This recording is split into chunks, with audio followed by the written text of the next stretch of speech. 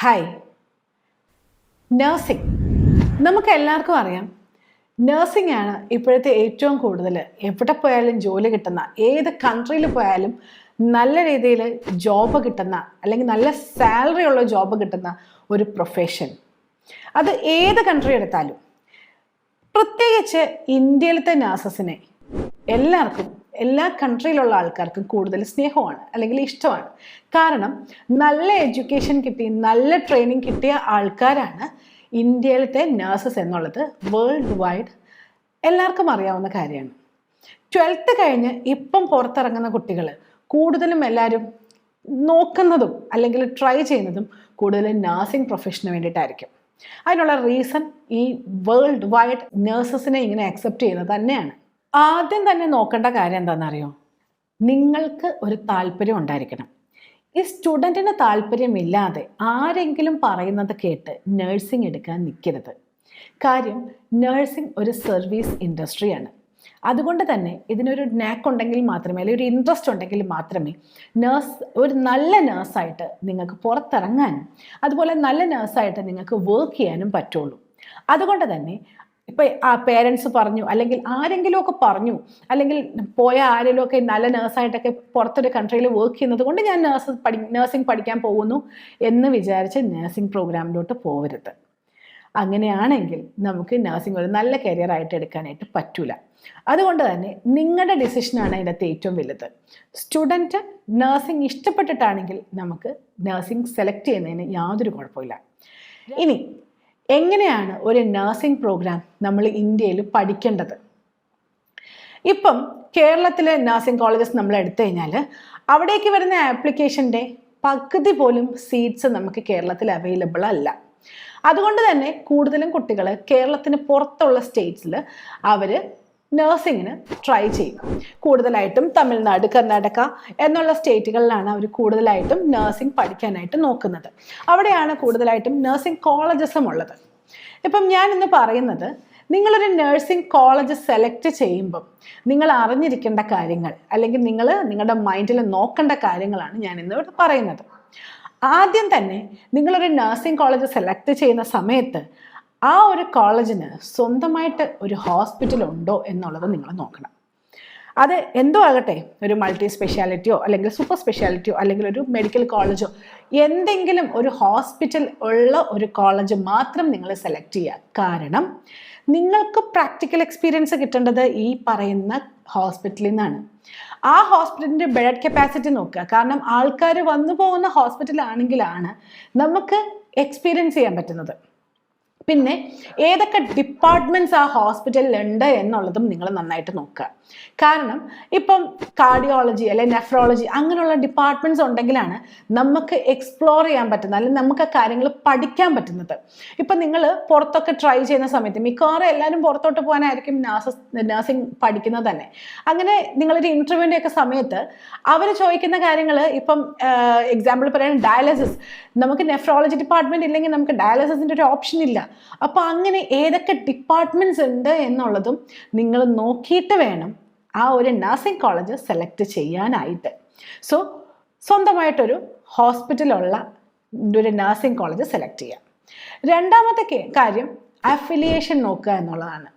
Affiliation, നമ്മുടെ nursing college ഏത് university ആയിട്ടാണ് അഫിലിയേറ്റ് ചെയ്തേക്കുന്നത് എന്നുള്ളത് നോക്കിയിട്ട് മാത്രമേ നിങ്ങൾ നിങ്ങളുടെ കോഴ്സ് സ്റ്റാർട്ട് ചെയ്യാൻ പാടുള്ളൂ. അടുത്ത അഫിലിയേഷൻ 2-3 തരത്തിലുണ്ട്. ഒന്ന്, നിങ്ങളുടെ കോളേജിന് ഒരു യൂണിവേഴ്സിറ്റിയുടെ അഫിലിയേഷൻ ഉണ്ട്. കാരണം നമുക്ക് യൂണിവേഴ്സിറ്റിയാണ് ഡിഗ്രി സർട്ടിഫിക്കറ്റ് തരുന്നത്. അതുകൊണ്ട് തന്നെ ഏത് യൂണിവേഴ്സിറ്റിയുടെ അഫിലിയേഷനാണ് നിങ്ങൾക്ക് ഉള്ളതെന്ന്, അല്ല കോളേജിനുള്ളതെന്നുള്ളത് പ്രത്യേകം നോക്കിയിട്ട് വേണം ചെയ്യാനായിട്ട്, ക്ലാസ് സ്റ്റാർട്ട് ചെയ്യാൻ വേണ്ടിയിട്ട്. രണ്ടാമത്തെ കേസ്, നമ്മൾ പഠിക്കുന്ന എവിടെയാണോ ആ ഒരു സ്റ്റേറ്റിൻ്റെ അഫിലിയേഷൻ ഉണ്ടോ എന്ന് നോക്കുക. ആ ഒരു സ്റ്റേറ്റിൻ്റെ നഴ്സിംഗ് കൗൺസിലിൻ്റെ അഫിലിയേഷൻ ഉണ്ടോ എന്നുള്ളത് പ്രത്യേകം നോക്കുക. കാരണം കേരള നഴ്സിംഗ് കൗൺസിൽ അല്ലെങ്കിൽ കർണാടക നഴ്സിംഗ് കൗൺസിൽ, അങ്ങനെ ഏത് സ്റ്റേറ്റിലാണോ നിങ്ങൾ പഠിക്കുന്നത് ആ സ്റ്റേറ്റിൻ്റെ നഴ്സിംഗ് കൗൺസിൽ അഫിലിയേഷൻ ഉള്ള കോളേജിലാണോ നിങ്ങൾ പഠിക്കുന്നതെന്നുള്ളത് പ്രത്യേകം ശ്രദ്ധിക്കുക. പിന്നെയുള്ള അഫിലിയേഷനാണ് INC, Indian nursing council affiliation. ഈ 3 അഫിലിയേഷനും നോക്കിയിട്ട് മാത്രമേ നിങ്ങളൊരു കോഴ്സ് അല്ലെങ്കിൽ ഒരു കോളേജ് സെലക്ട് ചെയ്യാൻ പാടുള്ളൂ. ഓക്കെ, ഇത് പ്രത്യേകം ശ്രദ്ധിക്കേണ്ടതാണ്. കാരണം അഫിലിയേഷൻ ഇല്ലാത്തൊരു നമ്മളൊരു കോളേജിലാണ് ചെന്നേക്കുന്നത്, അല്ലെങ്കിൽ യൂണിവേഴ്സിറ്റി അഫിലിയേഷൻ്റെ അകത്ത് നമുക്ക് യൂണിവേഴ്സിറ്റി കൊള്ളത്തില്ല, അല്ലെങ്കിൽ നല്ല റാങ്കിങ് ഉള്ളൊരു യൂണിവേഴ്സിറ്റി അല്ല എങ്കിൽ നമ്മൾക്ക് ഭാവിയിൽ ഈ പഠിച്ചത് കൊണ്ട് പ്രത്യേകിച്ച് ഗുണമില്ലാതെയാവും. അതാണ് പ്രത്യേകം അഫിലിയേഷൻ നോക്കണം എന്ന് പറയുന്നത്. പിന്നെ നിങ്ങൾ ശ്രദ്ധിക്കേണ്ട വേറൊരു ഫാക്ടറാണ്, നിങ്ങളുടെ കോളേജിൽ എത്ര പിള്ളേരെ ഇൻടേക്ക് എടുക്കാൻ പറ്റും. അതായത് ഒരു കോഴ്സിന് സാധാരണ സൈറ്റിലെല്ലാം ഉള്ളതാണ്, IIMSയുടെ സൈറ്റിലും എല്ലാം ഉള്ളതാണ്, ഒരു കോളേജിൽ എത്ര പിള്ളേരെ ഇൻടേക്ക് ഉണ്ട് എന്നുള്ളത്.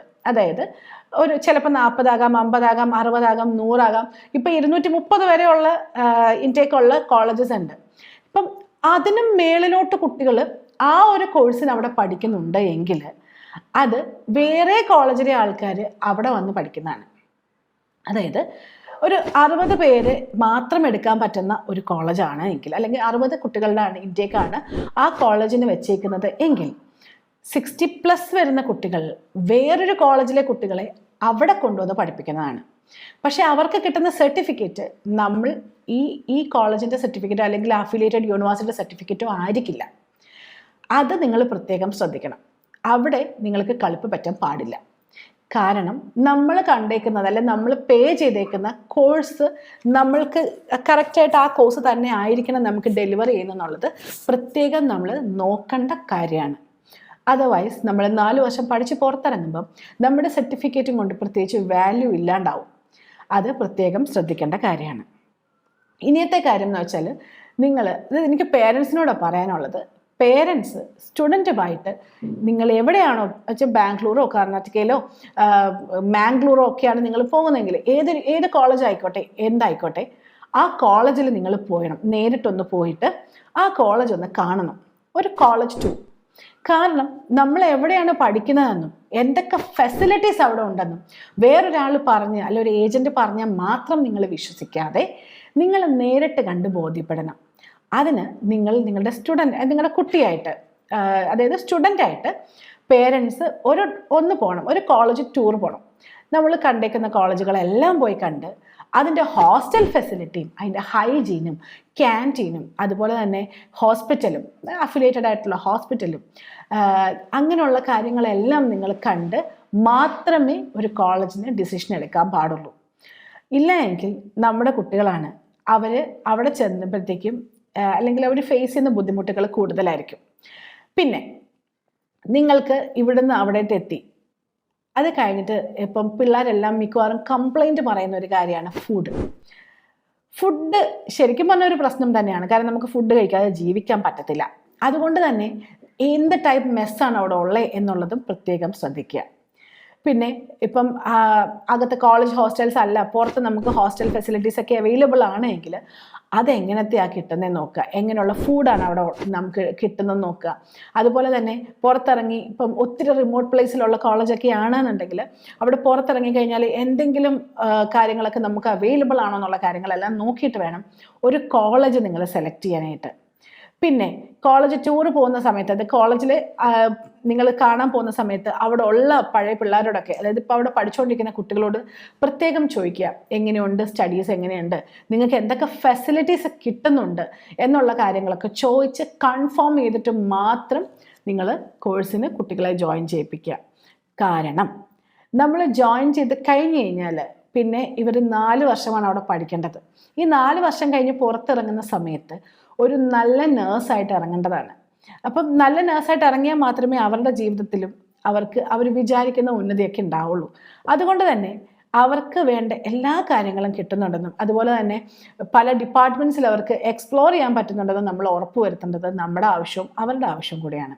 അതുകൊണ്ട് തന്നെ ഞാൻ പേരൻസിനോട് പ്രത്യേകം പറയുന്നത്, നിങ്ങൾ എന്തായാലും ഈ പറഞ്ഞേക്കുന്ന അല്ലെങ്കിൽ ഷോർട്ട് ലിസ്റ്റ് ചെയ്തേക്കുന്ന കോളേജുകളിലോട്ട് ഒന്ന് പോയി ഒരു കോളേജ് ടൂർ പോയിട്ട് എല്ലാം നോക്കി നിങ്ങൾക്ക് നല്ലതെന്ന് തോന്നുന്ന അവിടെ പഠിക്കുന്ന കുട്ടികളോട് സംസാരിച്ചിട്ട് നല്ലതാണെന്ന് നിങ്ങൾക്ക് ഫീൽ ചെയ്യുന്നിടത്ത് മാത്രമേ നമ്മുടെ കുട്ടികളെ ചേർക്കാൻ പാടുള്ളൂ. കുറച്ച് കാശ് കുറഞ്ഞ് കിട്ടും എന്ന് വിചാരിച്ചിട്ട് നല്ല ഫീഡ്ബാക്ക് ഇല്ലാത്തടത്ത് കൊണ്ട് ചേർത്ത് കഴിഞ്ഞാൽ നമ്മുടെ കുട്ടികൾ ഇട്ടേച്ച് പോകുന്ന കഴിഞ്ഞാൽ നമുക്ക് മുമ്പോട്ടൊന്നും ചെയ്യാൻ പറ്റില്ല. അതുകൊണ്ടാണ് ഈ പറയുന്നത്. പിന്നെ ട്രാക്ക് റെക്കോർഡ് നോക്കുക, പഠിച്ച് പാസ്സായേക്കുന്നതിൻ്റെ റെക്കോർഡ്സ് ഒക്കെ നോക്കുക. അതുപോലെ തന്നെ അവിടെ ഉള്ള കുട്ടികളോട് സംസാരിക്കുമ്പോൾ നമുക്കൊരു ഐഡിയ കിട്ടും. അതുപോലെ ഹോസ്പിറ്റൽസ് നോക്കുക. നമ്മൾ അഫിലിയേറ്റഡ് ഹോസ്പിറ്റലിൻ്റെ കാര്യം പറഞ്ഞു, അസോസിയേറ്റ് ചെയ്യുന്ന ഹോസ്പിറ്റലിൻ്റെ കാര്യം പറഞ്ഞു. ആ ഹോസ്പിറ്റലിലെ പേഷ്യൻ്റ് കൗണ്ട് നോക്കുക. അത്യാവശ്യം പേഷ്യൻസ് ഒക്കെ വരുന്നതാണെങ്കിൽ നമുക്ക് അതിനുള്ളൊരു എക്സ്പോഷർ കിട്ടത്തുള്ളൂ. അപ്പം ഇങ്ങനെയുള്ള കാര്യങ്ങളെല്ലാം ശ്രദ്ധിച്ചിട്ട് വേണം നിങ്ങൾ ഒരു കോളേജ് സെലക്ട് ചെയ്യാനായിട്ട്. ഇനി വേറെ കുറച്ച് കാര്യങ്ങൾ പറഞ്ഞുതരാം. നമ്മൾ കുറേ അഡ്വർടൈസ്മെൻറ്റ്സ് ഒക്കെ കാണുന്നുണ്ട് സ്കോളർഷിപ്സ് അവൈലബിൾ ആണ് എന്നുള്ളത്. പക്ഷെ നഴ്സിംഗ് പഠിക്കാനായിട്ട് മിക്കവാറും കോളേജുകളൊന്നും സ്കോളർഷിപ്സ് പ്രൊവൈഡ് ചെയ്യുന്നില്ല. പക്ഷേ എന്തെങ്കിലും ഏജൻസ് ഒക്കെ അവരുടെ സർവീസ് ചാർജിന് ഡിസ്കൗണ്ട്സ് ഒക്കെ പറഞ്ഞിട്ടുണ്ടെങ്കിൽ പോലും ഒരു കോളേജ് സ്കോളർഷിപ്പ് എന്നൊരു കാര്യം അവർ തന്നിട്ടില്ല, അല്ലെങ്കിൽ ഏർപ്പാടാക്കിയിട്ടില്ല. അതുകൊണ്ട് തന്നെ സ്കോളർഷിപ്പ് എന്നുള്ള അഡ്വർടൈസ്മെൻറ്റ് കണ്ട് അങ്ങോട്ടേക്ക് ഒത്തിരി ഓടിപ്പോവാതെ ശരിക്കും ബാക്ക്ഗ്രൗണ്ടൊക്കെ ചെക്ക് ചെയ്ത് ഞാൻ ഈ പറഞ്ഞ കാര്യങ്ങളെല്ലാം നോക്കിയിട്ട് മാത്രമേ ഒരു അഡ്മിഷനിലോട്ട് പോകാൻ പാടുള്ളൂ. പിന്നെ ഉള്ളത് എഡ്യൂക്കേഷൻ ലോണാണ്. എഡ്യൂക്കേഷൻ ലോൺ നമുക്ക് നമ്മുടെ ബാങ്കിനെ സംസാരിച്ചിട്ട് എത്രമാത്രം നമുക്ക് എഡ്യൂക്കേഷൻ ലോൺ അവർ പ്രൊവൈഡ് ചെയ്യാൻ പറ്റും എന്നുള്ള കാര്യം കറക്റ്റായിട്ട് നോക്കുക. കാരണം നമുക്ക് വിത്ത് കൊലാട്രൽ ആണെങ്കിൽ നമുക്ക് കുറേ കൂടെ കൂടുതൽ എമൗണ്ട് ഒക്കെ നമുക്ക് കിട്ടും. വിത്തൗട്ട് കൊലാട്രൽ ആണെങ്കിൽ 4 മുതൽ 7 ലക്ഷം രൂപ വരെയാണ് ഒരു ബാങ്ക് അലോട്ട് ചെയ്യുന്നത്. അപ്പോൾ അതിനകത്ത് നമുക്ക് എന്തൊക്കെ നമ്മുടെ ചിലവുകൾ എവിടെ വരെയൊക്കെ എടുക്കാൻ പറ്റും, അതുപോലെ തന്നെ എപ്പോഴാണ് റീപേയ്മെൻറ്റ് തുടങ്ങുന്നത്, അങ്ങനെയുള്ള കാര്യങ്ങളെല്ലാം നോക്കിയിട്ട് വേണം ഒരു ലോൺ കൊടുക്കാനായിട്ട്, ലോൺ എടുക്കാനായിട്ട്. പിന്നെ ഞാൻ പ്രത്യേകം പറയുന്നു, പിന്നെയും ഹോസ്റ്റൽ ആൻഡ് ഫുഡ് പ്രത്യേകം ശ്രദ്ധിക്കുക. ഹോസ്റ്റലിൻ്റെ ഹൈജീൻ, അതുപോലെ തന്നെ ഫുഡ്, ഇതെല്ലാം കറക്റ്റ് അല്ല എങ്കിൽ കുട്ടികൾ സ്റ്റാർട്ട് ചെയ്തിട്ട് ഈ ഒരു പരിപാടി വേണ്ട എന്ന് പറഞ്ഞാൽ അവർ തിരിച്ചു വരാറുണ്ട്.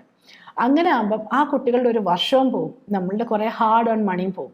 അപ്പം അതിനൊരു ഇടവരുത്താതെ നിങ്ങൾ ആദ്യം തന്നെ കൺഫർമേഷനൊക്കെ എടുക്കുന്നതിന് മുമ്പ് തന്നെ, അല്ലെങ്കിൽ നിങ്ങൾ അഡ്മിഷന് എമൗണ്ട് ട്രാൻസ്ഫർ ചെയ്യുന്നതിന് മുമ്പേ തന്നെ നിങ്ങൾ സ്റ്റുഡൻറ്റുമായിട്ട് ഒരു ട്രിപ്പ് പോയിട്ട് ഈ പറഞ്ഞിരിക്കുന്ന ഷോർട്ട് ലിസ്റ്റ് ചെയ്ത് വെച്ചേക്കുന്ന കോളേജുകളെല്ലാം കണ്ട് വിശ്വസിച്ചാൽ മാത്രം നിങ്ങൾ അഡ്മിഷനായിട്ട് മുമ്പോട്ട് പോവുക.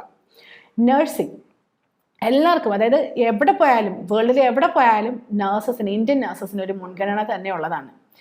പിന്നെ നിങ്ങൾക്ക് ഇപ്പം സ്റ്റുഡൻസൊക്കെ ഇപ്പം മാത്സ് ഉള്ളവരാണെങ്കിൽ 12th സയൻസ് പ്ലസ് മാത്സ്, അല്ലെങ്കിൽ വിത്തൗട്ട് മാത്സ് ഉള്ളവരാണെങ്കിൽ നമുക്ക് BSc നഴ്സിംഗ് ആണ് എടുക്കാൻ പറ്റുന്നത്. പക്ഷേ ഇപ്പം 12th ഹ്യൂമാനിറ്റീസോ അല്ലെങ്കിൽ കമ്പ്യൂട്ടർ സയൻസോ അല്ലെങ്കിൽ ബാക്കിയുള്ള പ്രോഗ്രാംസൊക്കെ കോമേഴ്സ് ഒക്കെ എടുത്തേക്കുന്നവരാണ് എങ്കിൽ നിങ്ങൾക്ക് നഴ്സിംഗ് എടുക്കാൻ പറ്റുന്നത് GNM ആണ്, ജനറൽ നഴ്സിംഗ് ആൻഡ് മിഡ്വൈഫറി ആണ് നമുക്ക് എടുക്കാനായിട്ട് പറ്റുന്നത്. സോ GNM ആണ് എടുക്കാൻ നിങ്ങൾക്ക് പറ്റുന്നത് എങ്കിൽ നിങ്ങൾ ഈ 3 ഇയേഴ്സിൻ്റെ GNM പ്രോഗ്രാം കംപ്ലീറ്റ് ചെയ്ത് കഴിഞ്ഞാൽ 2 ഇയേഴ്സിൻ്റെ പോസ്റ്റ് BSc പ്രോഗ്രാം കൂടെ കംപ്ലീറ്റ് ചെയ്ത് കഴിഞ്ഞാൽ മാത്രമേ ബാച്ചിലേഴ്സിൻ്റെ വാല്യൂ ഉണ്ടാവുള്ളൂ. അല്ല, ബാച്ചിലർ ഡിഗ്രി നിങ്ങൾക്ക് എടുക്കാൻ പറ്റുമെങ്കിൽ അത് സയൻസോ അല്ലെങ്കിൽ വിത്തൗട്ട് മാത്സ് ആയാലും മാത്സ് ഉള്ളതായാലും നമുക്ക് BSc നഴ്സിങ്ങിന് ഓപ്ഷനുണ്ട്. ഇത് സയൻസ് ഗ്രൂപ്പ് അല്ലാത്തവരുടെ കാര്യമാണ് പറഞ്ഞത്. GNM ആണ് നമുക്ക് എടുക്കാനായിട്ട് പറ്റുന്നത്. ഓക്കെ, ഞാനിപ്പോൾ പറഞ്ഞിരിക്കുന്നതിനകത്ത് നിങ്ങൾക്ക് എന്തെങ്കിലും ഡൗട്ട്സ് ഉണ്ടെങ്കിലോ അല്ലെങ്കിൽ ഏതെങ്കിലും കോളേജിനെ പറ്റിയിട്ട് കൂടുതലായിട്ട് എന്തെങ്കിലും അറിയണമെങ്കിലോ നിങ്ങൾക്ക് നമ്മളെ കണക്ട് ചെയ്യാം. നമ്മളുടെ ഇവിടെ നിന്നുള്ള ടീം നിങ്ങൾക്ക് അതിനുള്ള റിപ്ലൈ തരും. Okay, thank you so much for watching. Any doubts നിങ്ങൾക്ക് താഴെ കമൻറ്റ് ചെയ്യാവുന്നതാണ്. Thank you.